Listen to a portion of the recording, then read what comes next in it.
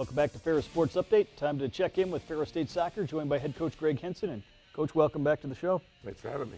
Obviously, you got to be pleased with the results of this past weekend. Back-to-back home wins for your team and a couple shutout victories. Yeah, definitely. I mean, we go into every weekend, looking at the goal 6 points in the conference standings, and so we got that this week, and we're extremely happy with where we're at and where we now fall, in the standings, and looking to continue the momentum and move our way up. How nice was it to be at home here on homecoming weekend and obviously have some more fans, parents around for the weekend? Yeah, we tried to have a couple events with that as well, with our senior day on Sunday and alumni appreciation day on Friday, to kind of coincide with the rest of the homecoming weekend. And it's always nice to be at home. Anytime you can play at home in front of the home fans, it's always a great event. So we'll go to the highlights. We'll start first with Friday's contest against Purdue Northwest, and a team that maybe didn't have the record that quite indicates what their ability level is. Yeah, they're definitely better than what the record shows. And they came in with a game plan against us, and you can even see here they dropped a lot of numbers behind the ball.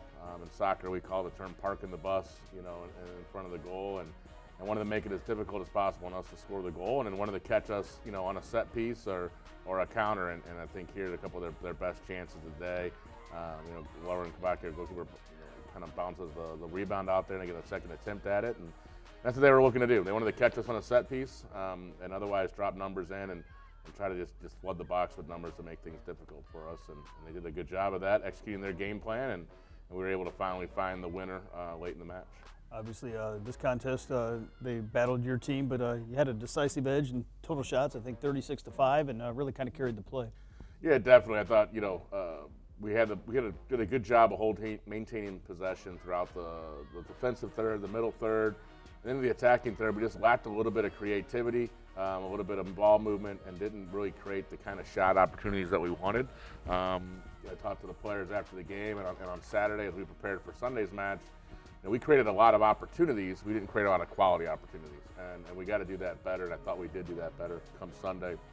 There's the game winner from Juliana Bernal, redshirt freshman for us, and really kind of seeing her first, legitimate quality minutes, in the season, and took the opportunity well and found the game winner for us, and we're really happy for her progression throughout the year.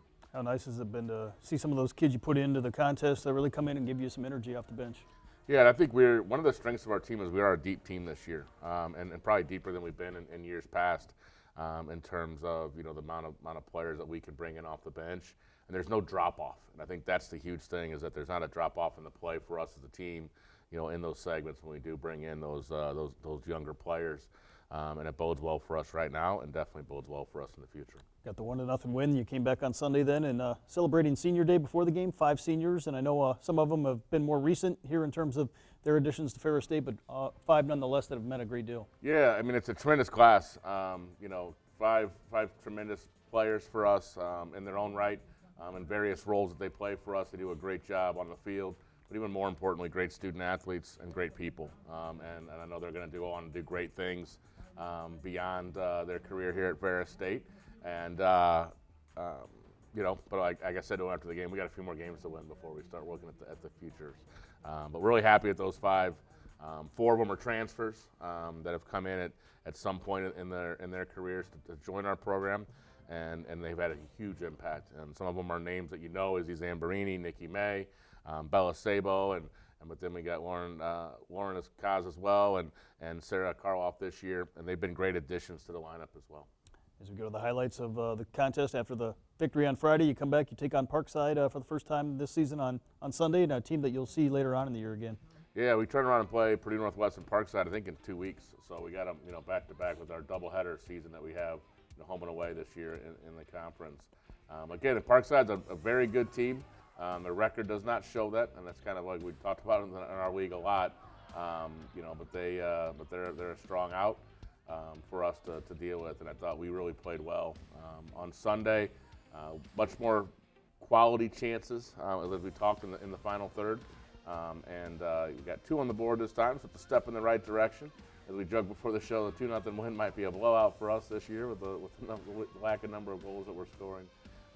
But very happy with the effort on Sunday and to come away with 6 points on the weekend. And Zambarini's first goal right there off the short corner is something we've been working on in training, so happy to see that play out in the game. How big was that coming up with about 6 minutes left in the first half, going into halftime with the lead? Yeah, I think it was really important for us, and we, challenged a couple of the players that stepped on the field late for us in the first half as substitutes to make a positive impact for us, and they definitely did that and kind of energized the team. And we were all playing on the front foot, and it's tough sometimes to go into halftime when you're on the front foot. You have the advantage going forward and the number of opportunities and shots, et cetera, and to come out empty-handed can sometimes dampen the spirits a little bit. So getting that goal early was huge.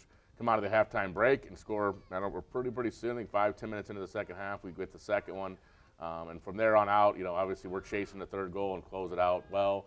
But it's also managing out the game and making sure we walk away with a 2-0 win. You mentioned some low-scoring contests, 2-0 the final in this one, but got to be pleased with the defensive play, really limiting the opportunities. Our back line and our goalkeepers, we've used 2 so far this year, have done a great job, and they've put us in a position to be able to grind out those wins. Defense, the defended side of the game is something that we take pride in within our program to come out, and I think our back line has done a great job. They're a young group, and I think they're just gelling and growing and maturing as a group as we go forward. So we've made the move, a couple of games back to push Nikki May higher up the field to give us a little bit more in the attack, and dropping Brinley Bell in behind her. She's a redshirt sophomore, Division I transfer. Done a tremendous job in there, and they're really interplaceable. Either one can play in either role, but we've got a sophomore, a redshirt sophomore, a sophomore in goal, 2 freshmen at center backs. It's a young group, but they're playing very, very well, playing beyond their years. And again, I think not only is it exciting to see what they're doing on the field right now, but that's going to be a group that's going to be together for the next 2 or 3 years. Well, Coach, thanks for the time. Best of luck this week. You continue a 4-game homestand against Saginaw Valley on Friday, and then a rescheduled matchup with Northwood on Monday. Yeah, and Saginaw's always a tough one. It's a rival, obviously, but they're a tough team that we got to go out and play. So it doesn't mean anything more than us in the next game, and we really live by that one game at a time mentality. So we're not going to get any more fired up than we normally would just because it's Saginaw. Although I think there is a little bit extra juice in there since they did end our season last year in the national tournament. But we'll be ready to go. It's going to take a well-played game on our part to get a result on Friday. And so we're really focused on what we need to do in that match. And then the reschedule on Monday, I told the girls after the game on this Sunday, hey, we'll get through Friday, and then on Saturday we'll worry about what the schedule looks like. Which is kind of a unique opportunity for us to play on a Monday night. Well, Coach, thanks for the time. That'll do it for this episode of Ferris Sports Update. Thanks for tuning in.